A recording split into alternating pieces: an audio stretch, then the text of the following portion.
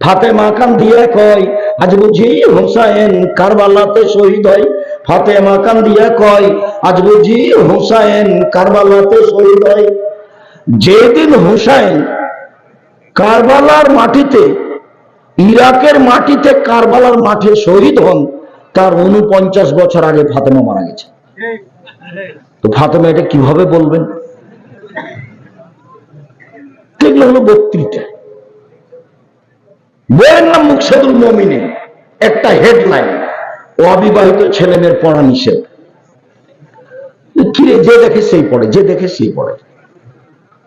আমিও দেখি যে কি বললো, কি লেখা আছে দেখি, তবে আমি বিবাহ করার পরে লেখা আছে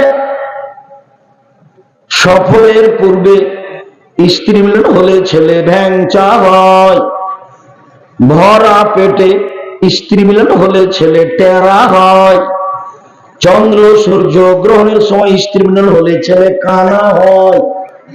আল্লাহ হস্তে যা লিখেছে শুরু থেকে শেষ পর্যন্ত সবই মিথ্যা। শুধু মিথ্যা নয়, কোরআন মাজিদের সরাসরি বিরোধী।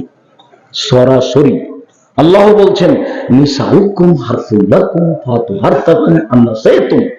পৃথিবীর মানুষ তোমাদের স্ত্রী, তোমাদের জমি।